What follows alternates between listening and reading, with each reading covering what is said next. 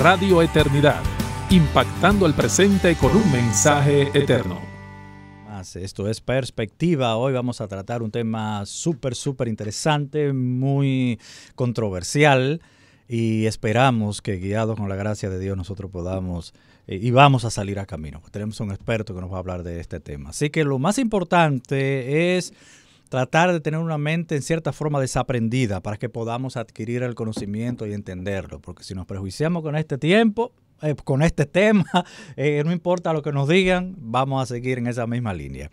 Así que inmediatamente, bienvenido Julián a su espacio y denos de una vez las credenciales de nuestro invitado de este día. Hola Francis, de verdad que muy contento de estar una vez más aquí, como cada lunes estamos aquí a partir de las 8 de la mañana en el programa Perspectiva, y también usted puede ver este programa en diferido, lo puede ver a través del canal de YouTube de Radio Eternidad, y estamos muy contentos de una vez más poder compartir con cada uno de ustedes. Y como tú decías, Francis, nosotros estamos hoy vamos a tratar un tema bien interesante y que tiene mucho que ver con una serie que sin nosotros prepararlo de esa manera, no fue planificado, pero hemos ido desarrollando aspectos que tienen que ver con ideologías de posmodernas del siglo XXI. Y de lo que el tema que vamos a hablar ahora es muy importante porque, sobre todo en el mundo posmoderno que vivimos, todo esto tiene una gran fuerza. Y todo esto es fundamento de muchas de esas ideologías. Mucha influencia. Y estamos hablando del tema, el evolucionismo, secta o ciencia. Y para eso estoy muy contento que tengo por aquí a mi hermano y amigo Carlos Veloz, quien es analista estadístico aeronáutico, es apologista cristiano, tiene su espacio, su canal de YouTube que se llama Fe y Razón 34, un hermano con el cual hemos compartido, Dios nos ha permitido participar juntos de debates, tanto formales como informales, con muchas personas que son de estas líneas de lo que vamos a hablar ahora, y otros temas también, y hemos podido compartir. Carlos, bienvenido al programa Perspectiva y a los estudios de Radio Eternidad. Muchas gracias por la invitación, de verdad, muy complacido de compartir con mis hermanos. Tenía un tiempecito que no venía por aquí por la emisora, sí. Pero yo soy un seguidor de la emisora porque aquí uno aprende mucho. Y de verdad que esto pues es un tema que nosotros queremos siempre ayudar a los hermanos a que entiendan qué significa esto, y queremos hacerlo para la gloria y honra de Dios. Amén, amén. De verdad que estamos muy contentos. Algo que me gustaría que tú nos explicaras así, antes de empezar con el tema, para el entendimiento de todos, ¿qué es? Porque dentro de tu profesión tú eres analista estadístico aeronáutico. ¿En qué consiste eso? Y sería bueno también que nos diga en dónde la empresa donde tú ejerces esa función. En el Instituto Dominicano de Aviación Civil, que es es el organismo rector de las políticas aeronáuticas de República Dominicana. Allá nos formaron. Es el IDAC. El IDAC, exacto. Ajá. Allá nos formaron en el área técnica de análisis estadístico de información aeronáutica, es decir, toda la información que se recopila de las operaciones aéreas. Entonces nosotros recibimos todos esos datos, lo organizamos, lo filtramos, corregimos las rutas aéreas, en fin, es un sinnúmero de cosas que se hacen dentro de lo que es la estadística, pero nosotros lo trabajamos de manera específica, es como una formación técnica especializada. Ok. No, interesante. Bueno, Francis está deseoso de preguntarte, Carlos. Yo lo voy a dejar a él. Francis, arranca, que yo sé que tú estás muy deseoso de empezar a preguntarle a Carlos. Yo que Francis sabe que nosotros combatimos contra los ateos precisamente sobre ese tipo de temas. Sí, claro. Y es un tema muy, muy controversial, como él muy bien lo dice. No, es un tema que de seguro va a edificar mucho a los creyentes, porque no podemos pasar por alto que hay cosas que pueden generar dudas aún en el pueblo de Dios. Sí. Eso es verdad. Nosotros queremos que las cosas queden claras en este día. Veloz, mira, se supone, muchos entendidos creen que ya para 1839, 38, ya Charles Darwin tenía su libro. Pero no veía el panorama muy halagüeño para él presentarlo. Porque realmente esa época era muy contradictorio hablar de un tema como este y presentar una tesis de ese tipo. Sí, claro. un tratado completo como lo que él presentó. Así que se supone que él duraría unos 20 años antes de que finalmente, por ahí, por 1859, él presentara su libro o tratado de la evolución de las especies.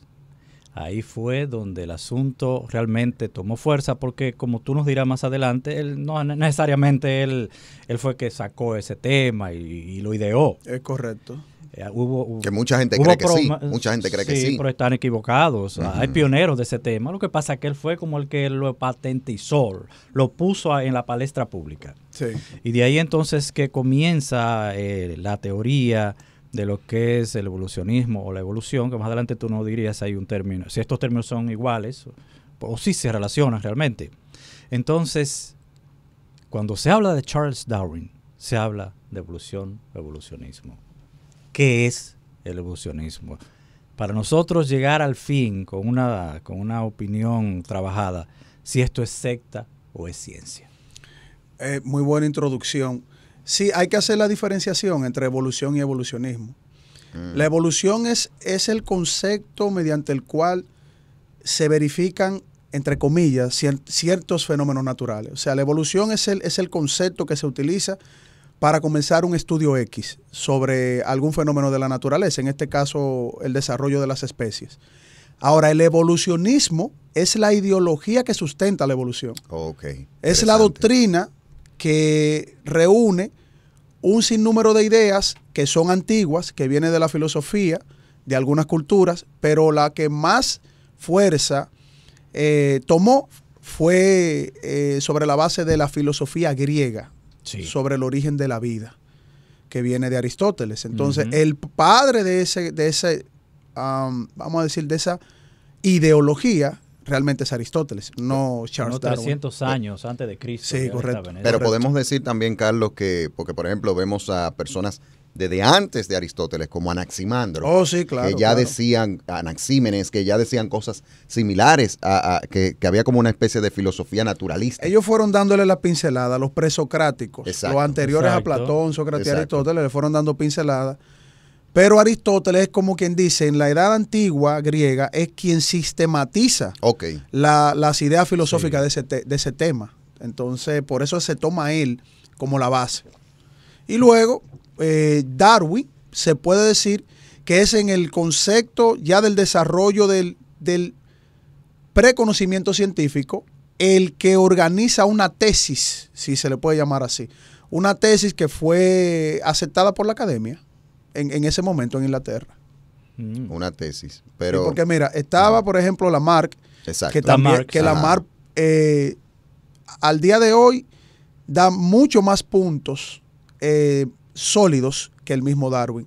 Pero estaba Lamarck, antes de Lamarck habían otros, y entre Lamarck y Darwin estaba William Rosas Wallace, que es el que presenta como el inicio de tener esa idea para sistematizarla a nivel académico, y Darwin lo que toma son las ideas de William Rosas Wallace, que muchos dicen como que él copió más o menos, pero ellos lo que hicieron fue que se pusieron de acuerdo, y como tú muy bien dijiste en la introducción, Darwin toma un tiempo y lo presenta en un libro, lo que no habían hecho otros. Sí. Una pregunta en esa misma línea, o sea, en esa misma línea.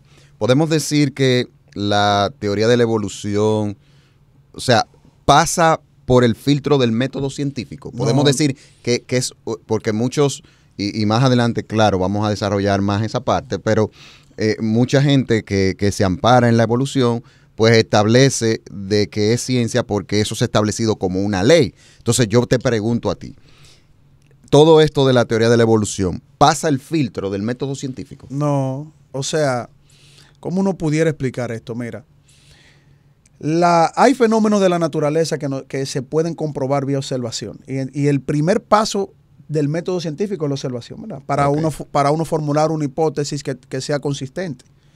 La evolución, como Darwin la observó, si se le puede usar ese término, porque evolución simplemente es cambio de algo,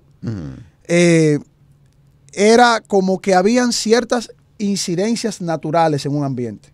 Entonces, él en el viaje, en el Beagle, el barco, ¿verdad? Que es muy famoso, cuando van a las islas Galápagos, él ve cierta diferenciación en algunas especies, pero él no ve el proceso de esos cambios, sino él ve diferencias puntuales de pinzones, por ejemplo, o de tortugas. Entonces él formula toda una tesis en donde él se imagina cómo se vinieron dando cambios graduales, progresivos en el tiempo. Él se imagina. Él hace suposiciones. Exactamente. Son conjeturas que él presenta sobre la base de la observación de una diferencia entre especies, partiendo por ahí. Entonces, a través del tiempo, la misma ciencia lo que ha demostrado, porque eso sí, es que cada ser vivo experimenta un desarrollo natural para la resistencia en un medio. O sea, los seres humanos, si nosotros nos movemos de un ambiente cálido a un ambiente más frío, vamos al principio, ¿verdad? Quizá años, vamos a tomar como un tiempo para ambientarnos a ese frío. Es como cuando alguien viaja de aquí a los Estados Unidos, viene el frío de invierno y al principio es bien incómodo, pero luego con el tiempo uno se adapta. Pero no cambiamos estructura. No cambiamos como especie, no cambiamos nuestra estructura, que fue lo que Darwin quiso mostrar, como que hay un cambio progresivo de un tipo de estructura, tanto física como genética, hacia otro completamente diferente. Y eso, de verdad, la evolución nunca, ni al día de hoy ha podido probar eso. O sea, que no pasa por el filtro del método científico. No pasa, realmente no. Estamos hablando que lo que Darwin observó es lo que se llama microevolución. Lo que le llamaron después. Lo que le llamaron ellos microevolución. Está la macro y está la micro. Entonces, por los huecos de la teoría. Exactamente. Entre comillas, teoría. Exacto, porque realmente es observable. Hay ciertas especies que adquieren ciertos hábitos para acostumbrarse a un ambiente específico. Sería como una adaptación. Es una adaptación, o sea, cambian ciertas cosas, pero siguen siendo lo que son. Exactamente. Correcto. Es interesante todo esto, de verdad. Y bíblicamente, y ahí quiero añadir algo bíblico, a la luz de una cosmovisión cristiana no hay problema con eso. No creo. No hay para nada problema con eso. O sea, el tema de la adaptación de especies a cambios pequeños por el ambiente, eso es cónsono con las escrituras. Lo que no es cónsono para nada con las escrituras es el tema de esa evolución que presenta Darwin, donde tú cambias, lo que decía Carlos, que tú cambias de una especie a otra. O sea, eso es antibíblico. Pero lo que ellos le llamaron microevolución, que nosotros le llamamos adaptación al medio ambiente, eso es cónsono con las escrituras. Y son cambios pequeños para donde las especies creadas por Dios pues se adaptan a ciertos ambientes. Sí, correcto. Y hay que especificar que no todos aquellos que en cierta manera avalan todo lo que hizo Charles Darwin están de acuerdo con ciertas cosas. O sea, muchos de ellos no se quedan en solamente esos pequeños cambios. Ellos creen más en un cambio de especie radical, de que lo que es la macroevolución. Hay muchas cosas que ellos no apoyan de Darwin. Correcto. Incluso cuando él finaliza el libro, hay una parte también donde él habla francamente de que es cierto que él vio cosas, estudió cosas, supuso cosas, pero al final su teoría no descarta a Dios en lo absoluto de todo lo que él hizo.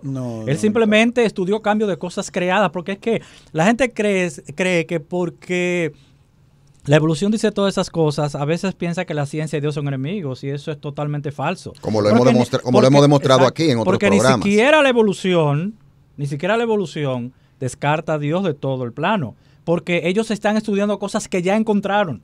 Porque el que tú me estudies la microevolución de las especies, eso no implica que tú me estás dando el origen de esas especies.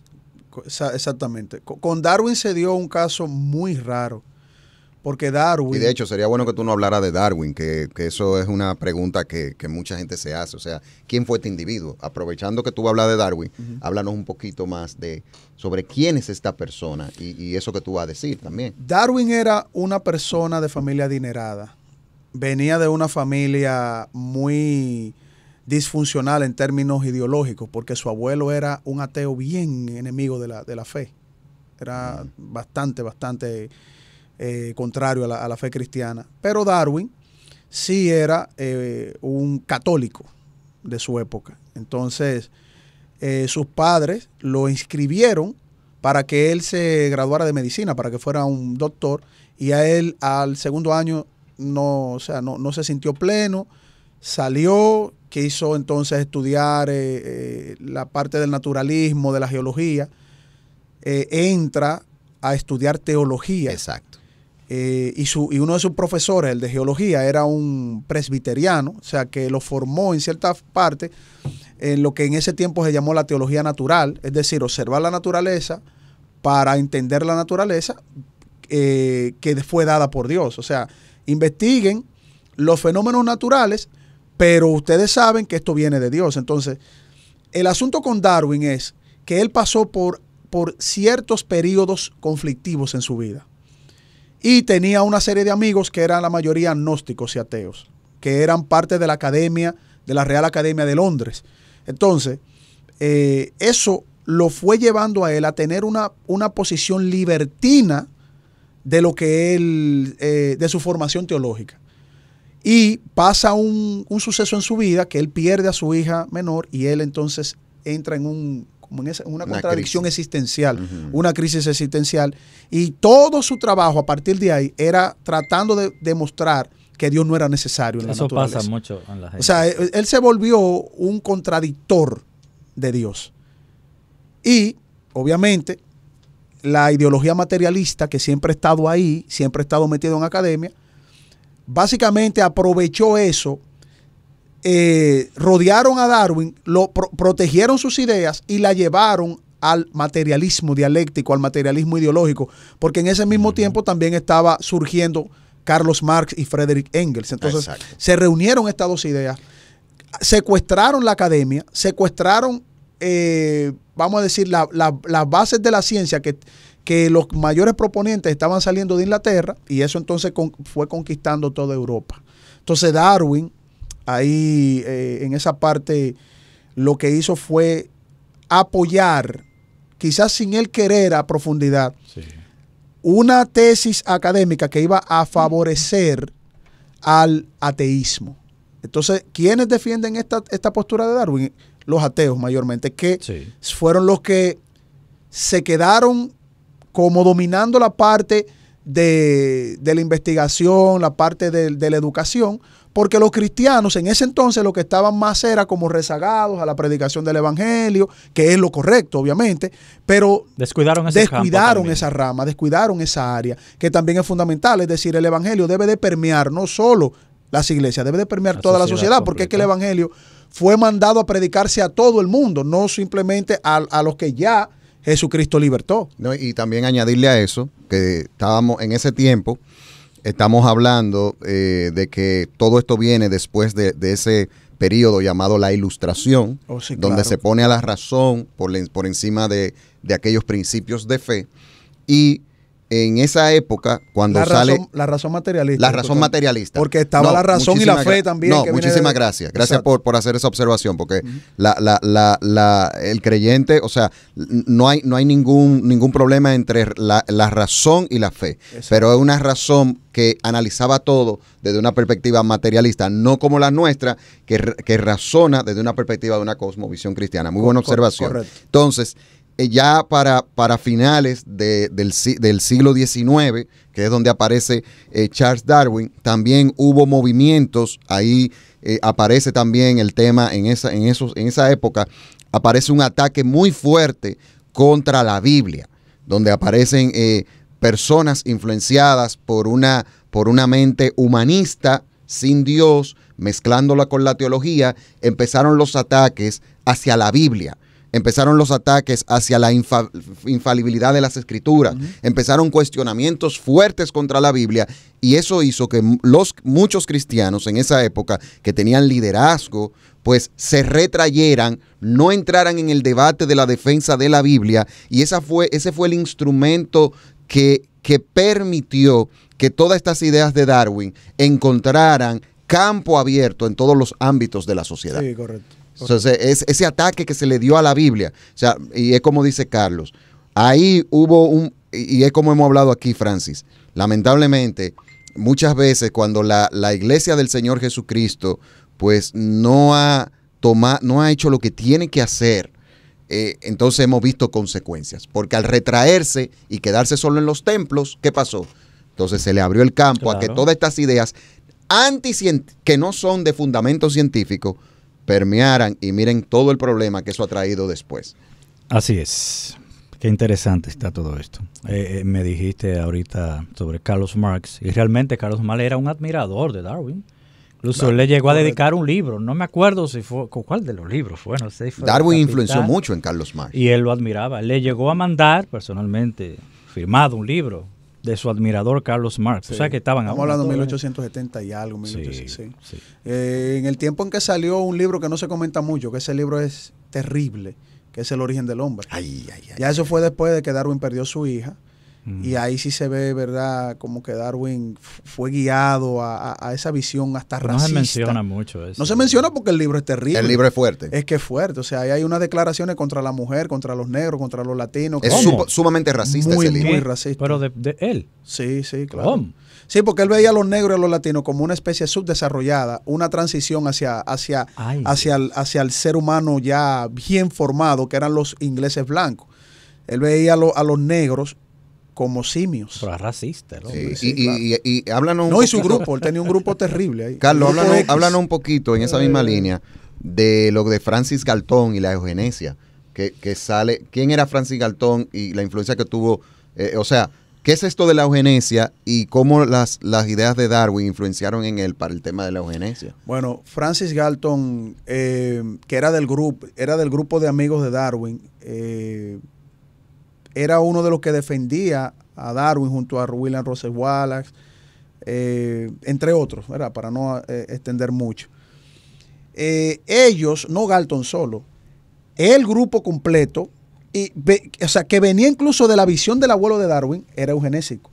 Porque ellos decían que no solo que había que como producir una muerte, entre comillas, digna para aquellos que la selección natural no había favorecido, sino también aquellas, entre comillas, razas, porque ellos dividieron a la humanidad hasta en razas, Wow.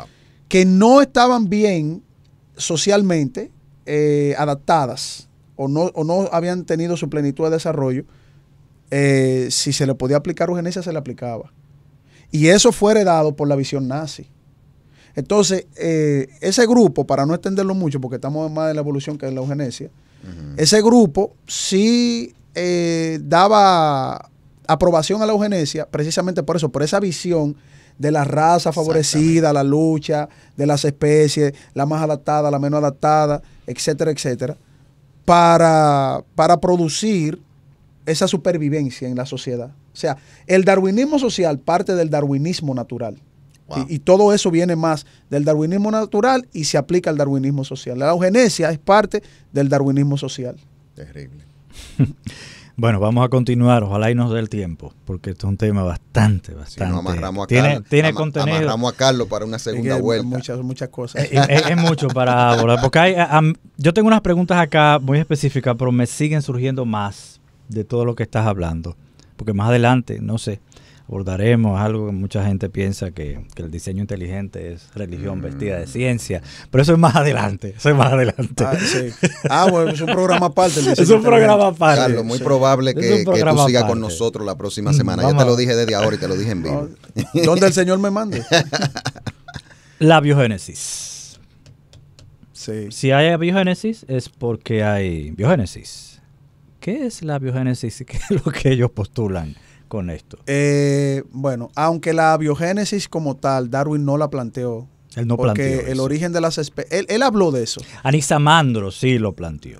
Sí, que claro. era Sí, porque eso viene discípulo de de Sócrates o Aristóteles. Es que uno de todo los eso dos. viene No, de no, Grecia. Anaximandro era de, antes. de Mileto. De antes, sí, era sí, de los antes, presocráticos, antes, claro. de sí. los presocráticos. Todo eso viene de Grecia. La mayoría de las cosas que nosotros recibimos en academia hoy son de los griegos. O sea, la biogénesis, aunque Darwin no la planteó, sí la mencionó porque es que esa gente tenía una formación de la filosofía griega. Incluso el cristianismo que nosotros conocemos de la Edad Media y todo eso, tuvo mucha incidencia o guardó muchas cositas de los filósofos griegos que realmente no iban apegados a las escrituras. Y déjame hacerte una contribución y excúsame. Ya para el tiempo en que la iglesia nace en el Imperio Romano, Es muy obvio que el Imperio Romano dominaba las áreas de la economía, la política y lo social. Tú dices la Iglesia Católica. No, la iglesia primitiva, la iglesia primitiva. Ah, ok, antes de la Iglesia Católica. Cuando viene Jesús yo y todo eso. Yo a la Iglesia Católica no le llamo la Iglesia primitiva. Me disculpan. No. Yo me estoy refiriendo cuando Jesús nace, cuando surge la iglesia. Ah, ok. Exactamente. La Iglesia del Señor. Que surgió durante el Imperio Romano. Entonces, el Imperio Romano era muy obvio que dominaba las áreas políticas, sociales y económicas. Pero el pensamiento que dominaba a las personas era el pensamiento griego. Y yo no culpo a los primeros cristianos porque era su formación académica. O sea, es como que tú vayas a la universidad, tú seas cristiano, pero te den historia de las civilizaciones, te den biología, te den química.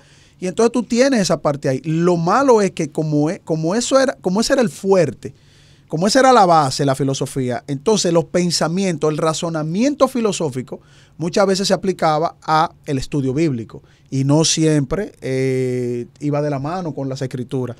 Entonces, ¿qué pasa? La biogénesis, estas personas asumieron esa tesis de que aún estando Dios en la ecuación, resulta que Dios creó la vida, pero la vida Dios la puso a que se desarrolle como por leyes físicas, como que sale en un charco primigenio, con altas temperaturas, el sol incidiendo en eso, ahí se dieron unas moléculas, que salió el ADN, el ARN, esas moléculas de alguna manera se fusionaron, de ahí vino la primera célula y de la primera célula se ramificó a un fenómeno multicelular y de ahí surgió el primer ser vivo y del primer ser vivo entonces ahí se conecta con la evolución de Darwin y viene un pez que salió del agua, pudo sobrevivir, le salió pulmones, no se sabe cómo y ya es todo un cuento filosófico griego. Sí, exacto, pero el cristianismo bíblico siempre tuvo una posición diferente, creyendo a partir de lo que expresa el libro de Génesis. Oh, claro que sí. Todo esto viene de la filosofía griega y de hecho, aunque muchos de los ateos de hoy no te lo van a decir de esa manera, pero eso es realmente lo que cree el ateísmo. O sea, la biogénesis es la creencia del ateísmo. Claro. De que de algo... La biogénesis del ateísmo, no, de las academias en el mundo entero. De las academias en el mundo entero. Eso se lo dan a los cristianos como que, mire, esto es un hecho. Exacto. Mira, la biogénesis, ok, aquí. ¿Qué pasa? Aquí es que está lo que uno ve que es una ideología per se, o sea, eso es un conjunto de ideas, eso es una filosofía que los ateos asumieron. Bien entramada. Es bien, exactamente. Que la vida surgió de la materia inerte. Exacto. Porque la vida surgió de la no vida. Sí, porque ellos creen que la materia tiene una fuerza vital, que le dicen entelequia, que ella misma tiene una fuerza creadora. Que surge vida de la no vida. Sí. Es un invento. Eso es como decir que surge algo de la no existencia. De la nada surge algo. Es lo mismo, es la misma base filosófica. Exacto. La vida que surge de la no vida. La materia orgánica que surge de la materia inanimada, inerte, que no tiene funcionalidad.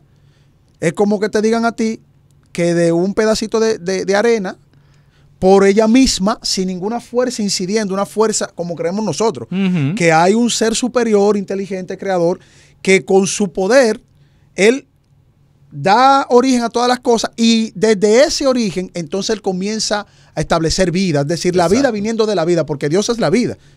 El Señor Jesucristo dijo, yo soy el camino, la verdad y la vida, yo soy la vida misma.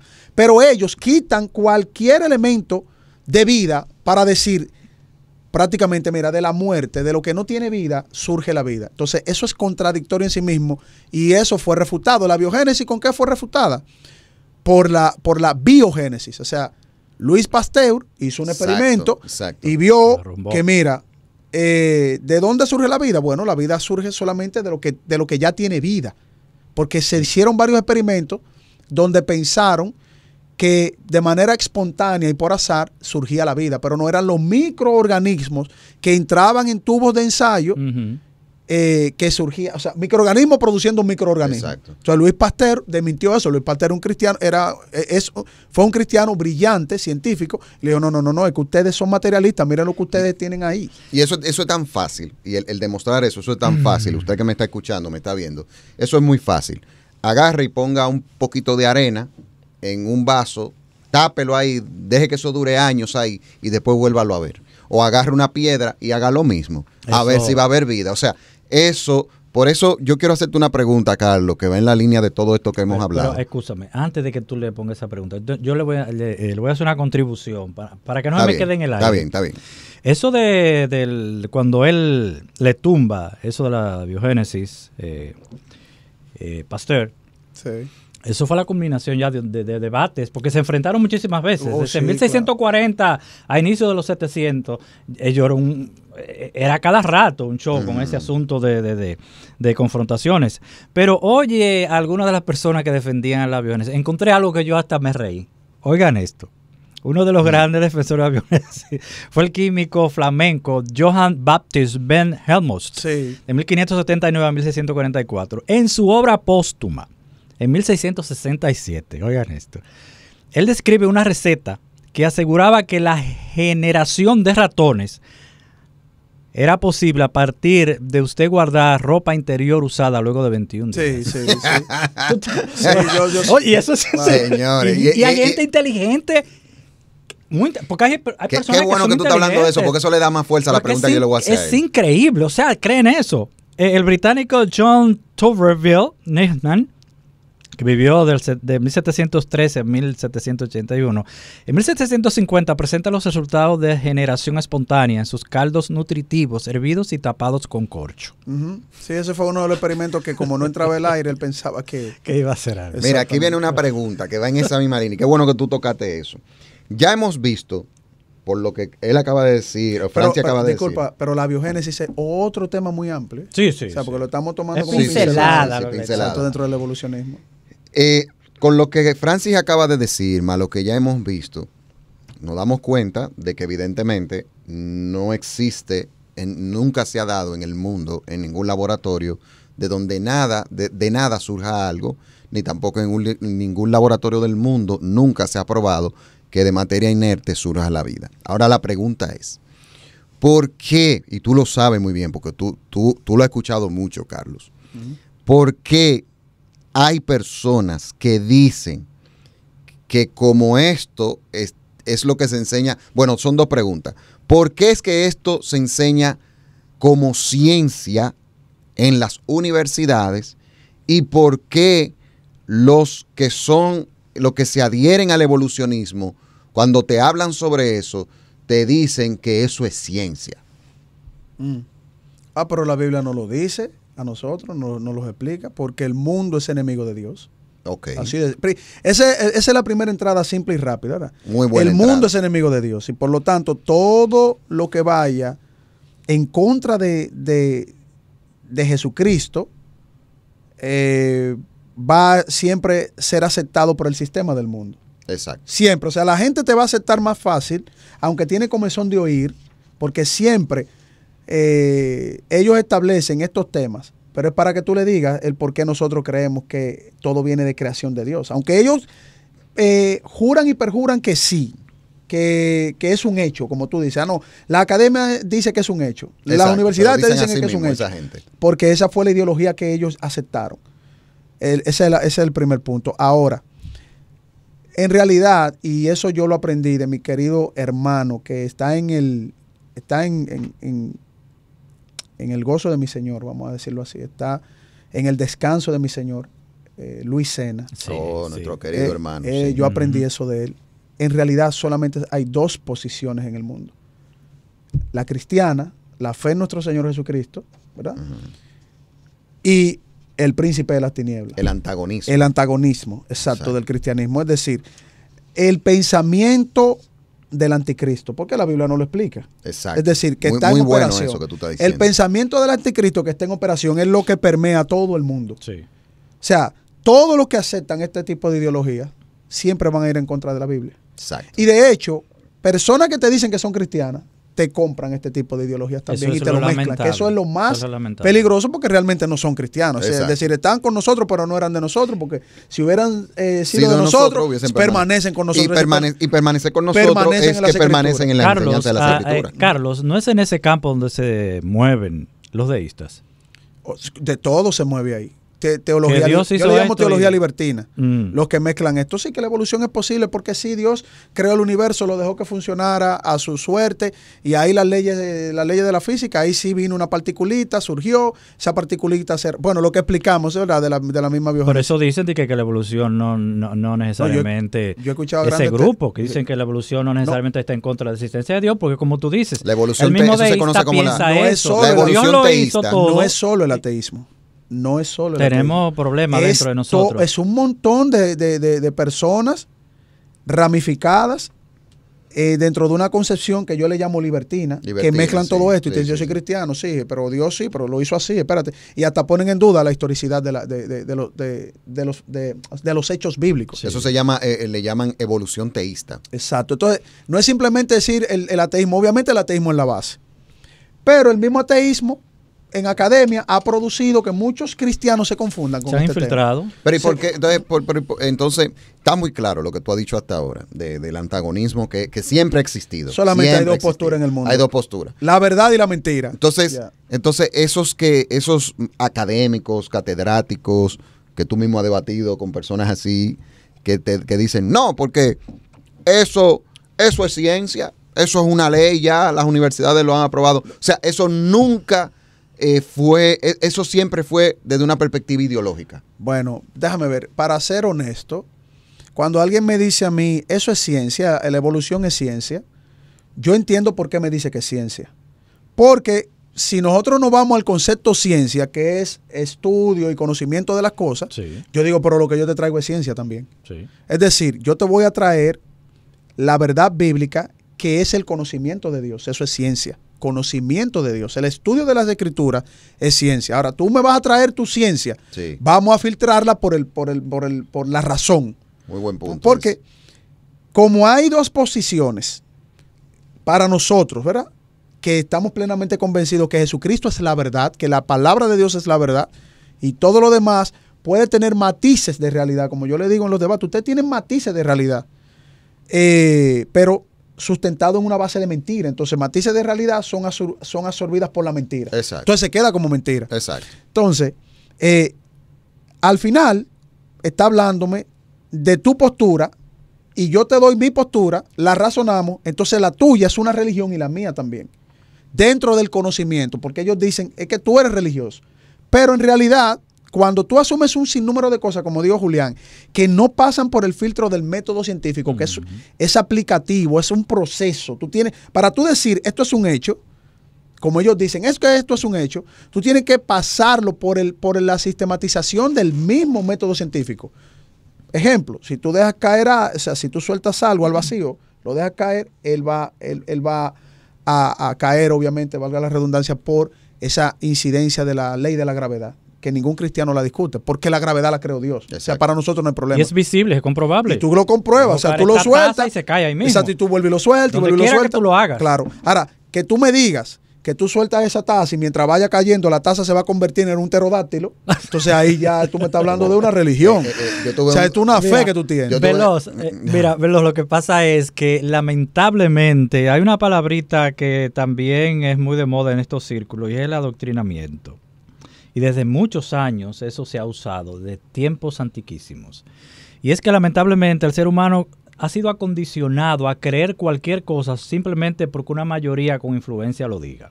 Hay muchas cosas que hoy nosotros creemos, pero que realmente, si somos honestos, no tenemos como una conciencia clara de que eso es así, simplemente porque alguien lo dijo.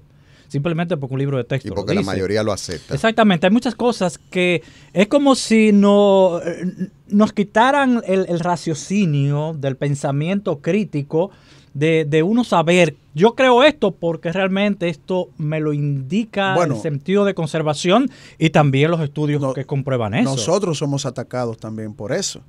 Lo que pasa es que nosotros no nos ofendemos. No, porque nosotros no vivimos por vista. Exacto. Nosotros vivimos por fe. Amén. Y la fe es un don de Dios. Entonces, cuando a mí me dicen es que tú tienes fe y tú no me puedes comprobar a Dios, digo, bueno, yo dudo que Dios baje de su trono a decírtelo. Y venga a decírtelo a ti porque Él es el creador de todas las cosas, ¿verdad? O sea, lo que yo te estoy diciendo es que sí, yo tengo plena convicción y certeza de lo que el Señor nos permitió tener en nuestra vida, que es la fe en Jesucristo. Ahora, esa fe es mucho más razonable que tu fe de que de una piedra tú tuviste una familia y tú tienes tatara ancestros. Que de trapo sucio sale un ratón a los 21 días. Porque la mejor evidencia histórica e irrefutable es esa tumba vacía de nuestro Señor Jesucristo. Exacto. Eso es la evidencia más sólida de la existencia de Dios. Global y de su persona. Ahí Dios dijo, le voy a poner la tapa al pomo, voy a enviar a mi hijo. Aquí está, o sea, mi hijo amado, en quien tengo complacencia, el creador de todas las cosas,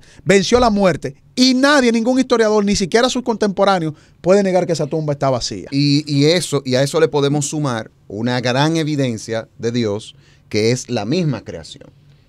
Y la creación recordemos como dice Romanos capítulo 1, versículo del 20 en adelante, dice, pues desde la creación del mundo todo han visto los cielos y la tierra por medio de todo lo que Dios hizo. Ellos pueden ver a simple vista cualidades invisibles de Dios, su poder eterno y su naturaleza divina. Así que no tienen excusa para no conocer a Dios. O sea, la misma creación, y uno que tiene el razonamiento, nos hace entender claramente, viendo la perfección de la creación, viendo la complejidad de la creación, de que definitivamente tuvo que haber alguien que lo haga.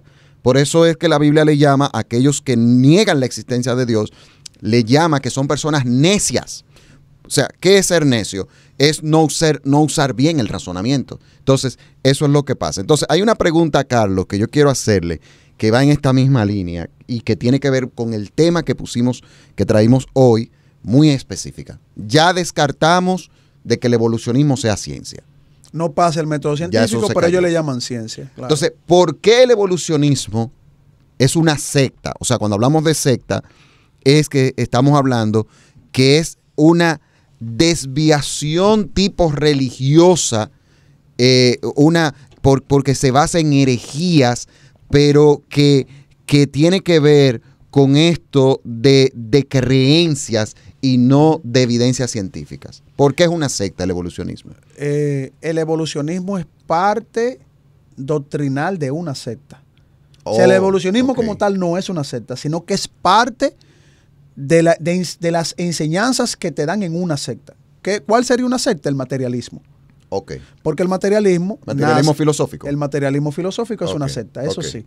Porque parte de un conjunto de ideas y proposiciones que la sostienen ateos y otros que no son cristianos. Como yo te dije, solamente hay dos posiciones en la existencia.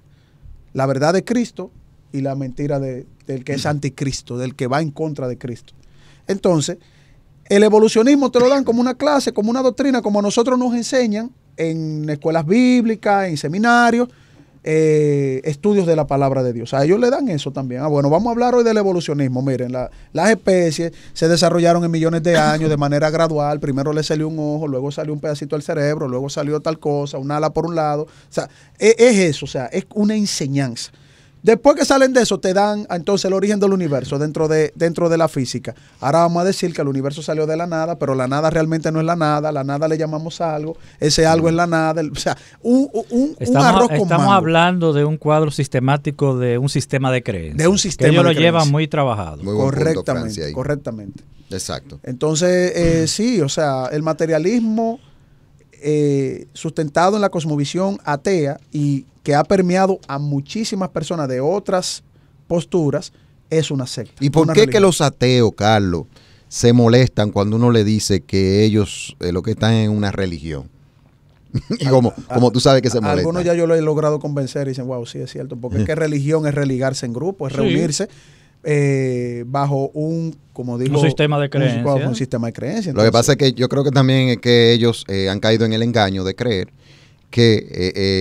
como ha caído mucha gente de creer que la evolución es ciencia, ellos se sustentan en la evolución, pues entonces ellos creen que lo de ellos no es religión, sino que es ciencia, pero como tú dices, y lo que decía Francis, cuando tú ves el marco general de todo lo que ellos creen, pues evidentemente no hay ciencia por ningún lado. A nivel de sus fundamentos. A nivel del marco teórico.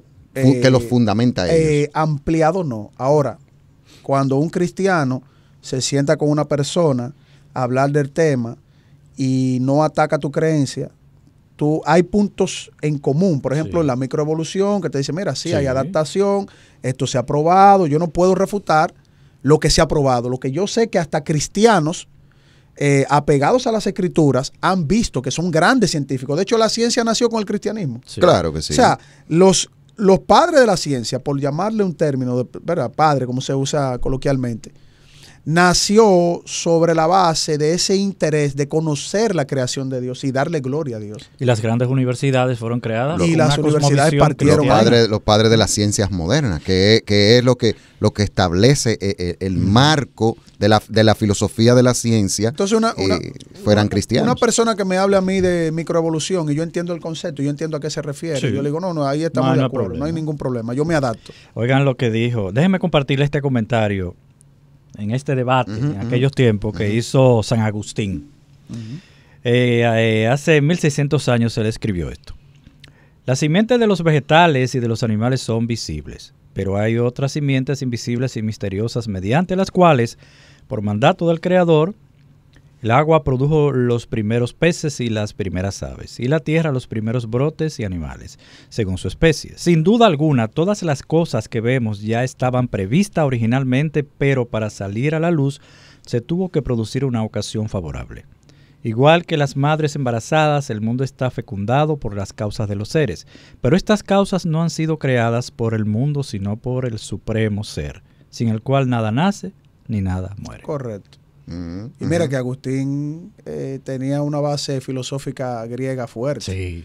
Pero cuando pasó al cristianismo, bueno, pues entonces él aplicó básicamente el proceso filosófico. En realidad, el Génesis nos explica el origen de todas las cosas. Lo explica desde su creador, ¿verdad? Exacto. Pero no nos explica cómo Dios utilizó su poder en el término de su proceso. O sea, cómo Dios dijo, produzcan las aguas, seres vivos, las bestias marinas. Eso lo sabe el Señor. Se lo sabe. Eso porque solamente lo sabe. La Biblia a nivel produzca los cielos, aves, etcétera, ¿verdad? Dice, produzca las aguas. Los grandes monstruos, peces, monstruos marinos y todo las eso. aves se produjeron ahí mismo, en ese mismo mandato, porque fue ahí mismo, ¿verdad? Se llenan los cielos. En ese periodo, ¿no? Como yo le llamo. O día, ¿verdad? También dice, produzca la tierra, las grandes bestias. ¿Cómo el Señor lo hizo? Nosotros no podemos agregar. No, porque la Biblia te lo presenta de manera fenomenológica. Exacto, como fenómeno. Como fenómeno. Exactamente. Así es que la Biblia presenta los hallazgos de la creación. Ahora, con el ser porque parte de un creador.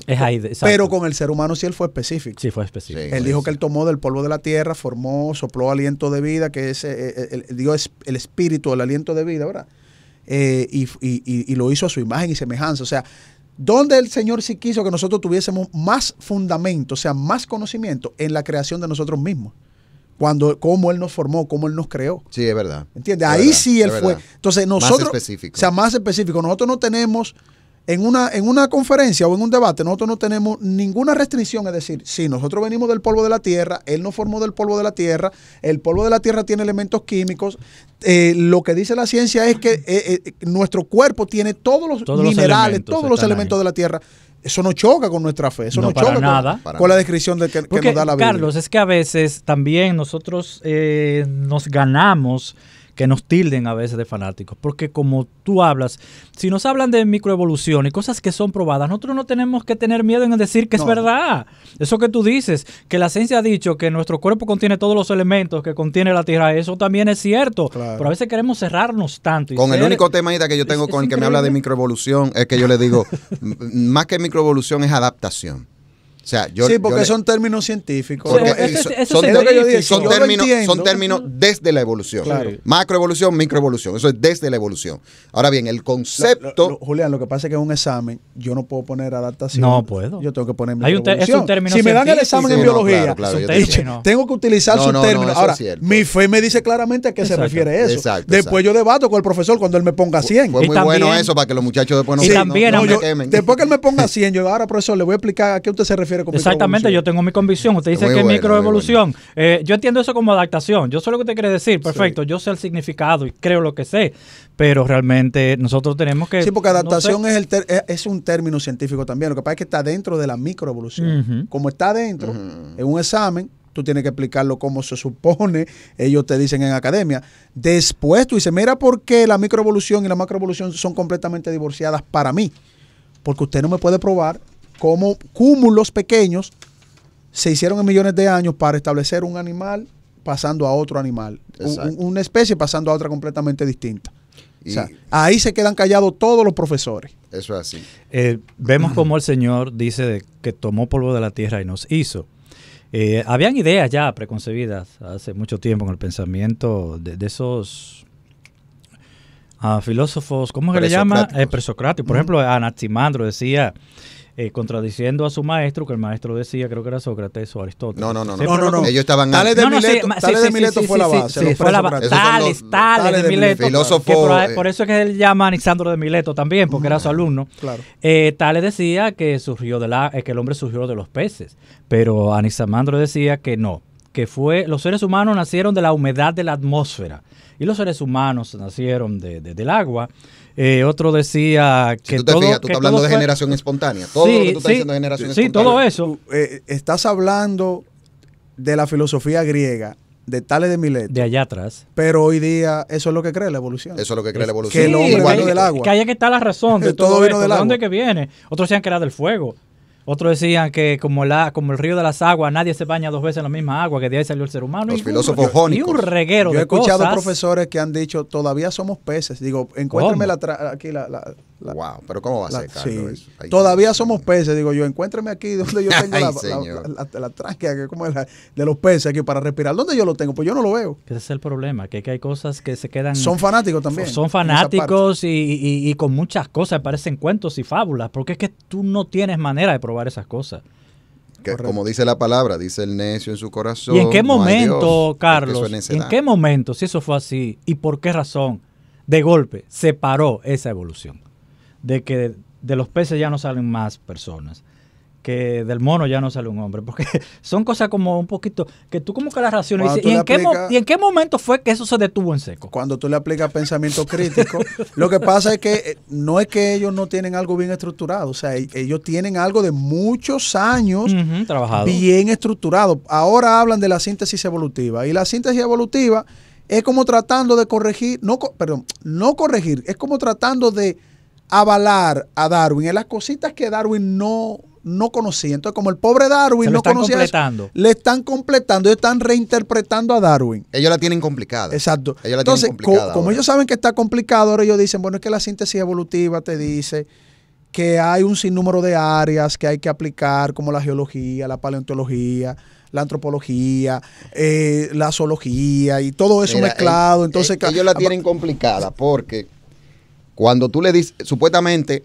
antes de que existiera el hombre, o sea, de que existiera el hombre como es ahora, lo que ellos le llaman el Homo sapiens, el hombre, que somos nosotros, los famosos Homo sapiens, somos nosotros, lo que ellos dicen. O sea, la macroevolución se veía, en buen dominicano, por pipá. Por pipá es mucho, aquellos que son de otros países. Sí. Y después que el hombre se convirtió en un Homo sapiens, o sea, que tuvo razonamiento, nunca se ha dado el fenómeno de la macroevolución, del cambio de especie. Entonces, si fuera verdad eso, nosotros tendríamos que estar viendo macroevolución a cada rato. Es que es indemostrable porque... Eso es una locura total. Es que la macroevolución se plantea en millones de años. Millones de años. Para ellos nosotros... Ellos dirán que estamos en un estrecho del tiempo. Sí, para ellos nosotros... Sí, pero como quiera, eso se cae. De Homo sapiens vamos a pasar a Homo tecnológico. Sí, pero yo no te lo digo. Que pasar unos cuantos milenios. Sí, pero yo no te lo digo en la creación, en lo que tiene que ver con el hombre como tal, sino en las miles de especies. Porque está bien, yo te compro esa idea con el hombre. Bueno, no se va a dar eso porque tiene que pasar millones de años. Pero ¿y los otros animales? Exacto. ¿Y los otros animales? ¿Dónde están? ¿En qué etapa están? ¿Por qué no hay una macroevolución? Pero hemos llegado a la parte final del programa. Ya no podemos seguir. Carlos, la semana que viene te tenemos por aquí, ¿verdad? No, si el Señor lo permite y si el Señor quiere. Tenemos que seguir, Francis, con este tema. Sí, yo sé que los oyentes han disfrutado mucho esto. Faltan muchas cosas muchos todavía. Han afirmado sus ideas que ya tenían. Esto que Carlos nos ha hablado y nos ha compartido ha servido de fundamento para ellos aferrarse más a la fe de que Dios es el creador. Otros que tenían ciertas confusiones deben estar analizando, pero verdad, yo que pensaba esto, como que me encaja bien. Y eso va a completarse en el próximo programa. Y queremos también decirle a nuestros oyentes, escríbanos a nuestro chat y cualquier pregunta que usted tenga para Carlos Veloz, por favor, déjela ahí, no deje de hacerlo. Una que siempre hacen es los dinosaurios. Meta los dinosaurios, la era de hielo de las películas, lo que usted quiera, métalo ahí. La era de hielo de las películas. Todo lo que usted quiera, usted lo mete ahí.